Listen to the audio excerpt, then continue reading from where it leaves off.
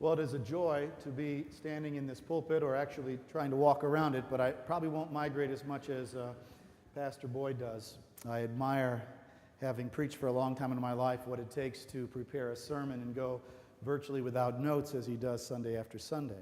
So I'll stay a little more closer to home. As Dixie said, my wife and I are fairly recent in the Panhandle, although unlike northeastern Pennsylvania, this part of Texas is a terribly welcoming community. And I shouldn't say terribly. My wife says I say that too often. It's a wonderfully welcoming community. And it's taken us virtually no time at all to feel at home here and home in this church. I did some shopping before we ever arrived in Amarillo, and I went on websites. And after looking at 5 or 6 United Methodist churches, figuring that's where I'd want to stay home, this one clearly was the one that drew me in. And because you're so welcoming, you come here once and you probably are not going to leave, because everyone is so very friendly here. I want to start my talk this morning by trying to jog the memories of some of you who are, let's say, more mature in the audience. School days, school days.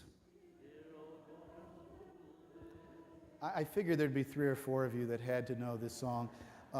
You probably know it comes from around 1905, so it's quite an old song, but you remember it probably because it conjures up wonderful memories that you've had that were either direct memories that you've had as children in small neighborhood schools, or memories that your parents or grandparents told you about school as it once was, when life was simpler and when learning essentially boiled down to the 3 R's. Reading, writing, arithmetic. Now, for those of you who are a bit younger, let's see if you can finish this book title. Everything I Needed to Know in Life, I Learned. Good. Well, there's a pulse in the house there. That's nice.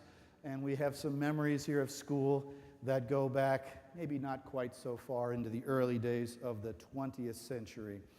But there are important lessons from that Fulgham book that we did learn in kindergarten about how to share, picking up your things, looking both ways when crossing the street, and I'll probably go on beyond what his book said, but things we learned early in life.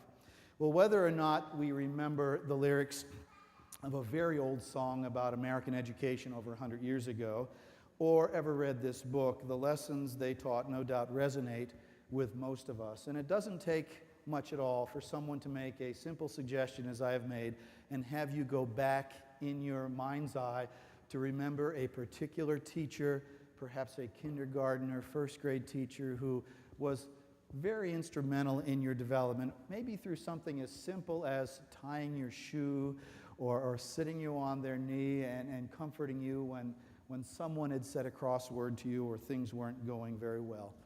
Well, I share many of those memories too. Having gone to school myself for over 27 years and having worked now in schools as teacher and administrator in Pennsylvania and Texas for over 25. Now, don't do the math on that, please. Most of my thoughts contain some recollection every day about being in school, and the majority of them are very, very good thoughts. Some of them, however, are probably not so good, maybe even a little painful, but necessary, since we learn a lot in life through struggle and setback. And others remind me of lessons I'm still learning. Now, as Christians, we have spent a fair amount of our life in schools too. Most of us went to Sunday school when we were younger, and many of us continue to ponder life's great mysteries in adult education at this church.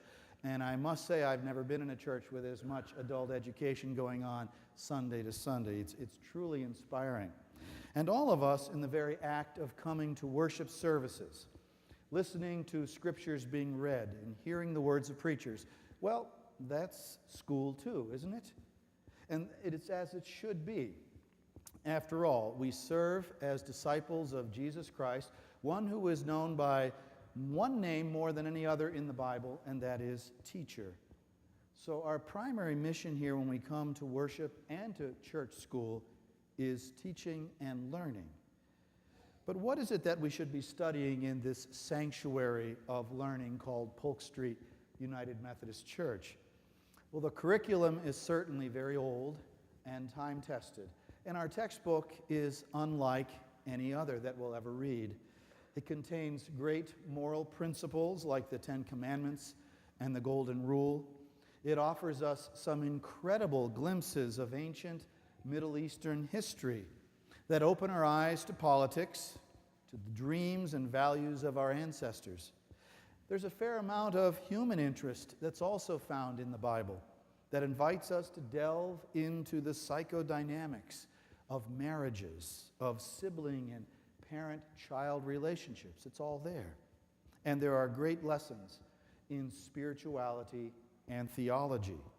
Not so much contained in essays and lectures, but buried within the life stories of poets and prophets and kings and shepherds and ordinary men and women. For years, I have been fascinated by a particular aspect of the curriculum of the Bible that is easily overlooked. It probably is passed over.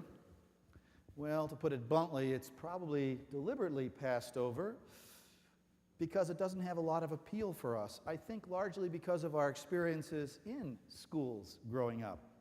I was even hesitant to bring up this topic and publish it in the bulletin this morning for fear that you might come in the door, pick up the bulletin, see it written there, and walk out. But there it appears in plain black and white. Some of you are leafing for your bulletin now. What have I missed? The G word in the title of the sermon that may send shudders down your spine whenever you think about any of your teachers' voices, probably a high school English teacher saying, "All right, class, open your textbooks to the section on grammar," which everyone usually stood and applaud upon hearing, right? Well, today we're going to study grammar, the grammar of God that we can learn about in this wonderful textbook, the Bible. Over the years, preaching and reflecting on my own faith and observing others in the church in the way that they try to make their faith a living and vital part of their lives, I've come to believe that there is a certain grammar that God is trying to convey to us about our lives that's found in the Bible. So if you can dare to go back to school for a moment and recall a bit of your grammar lessons, let me share with you 3 great truths of grammar of God from the Bible. Now, I'll bring this along gently because I know you're coming kind of cold turkey here this morning, and I don't want to scare you off with the first lesson. So the first one's going to be deliberately kind of primary level, and then the second one's more high schoolish, and the third one is definitely advanced placement. So if you can stay along that track with me, I think it's going to be worth your while. First lesson from the Gospel of Luke. In those days, Jesus went out into the hills to a lonely place to pray, and all night he continued in prayer to God. My job at Ascension Academy requires me to write all the time. Like many of you, I'm living on the computer, sending emails, writing memos, reports on a daily basis. And routinely, I'm asked to write an article or an essay. So I have to remember a lot of what I've learned in turning my words into some kind of credible and believable and finely tuned prose. To be a writer, one has to be familiar with the normal use of punctuation, particularly when and how to employ a comma, a semicolon, a colon, a dash, and a period. Each designates, as you know, a stopping point for the reader, the pausing of an idea, whether for a short time, as is the case with a comma, or a little longer pause for colons and semicolons and dashes, or for a complete dead stop in what we mark as a period. Of these punctuation marks I've just mentioned, the comma stands out to me as the most versatile and the most important. A comma should force the reader or the listener to come to a pause between 2 related ideas before moving on. It provides not only a chance to take a breath, but gives the reader an opportunity to reflect on what has just been said and its relation to what is about to follow, and to be able to ask, how are those 2 connected? My colleagues in the English departments in which I've worked will tell me that commas are typically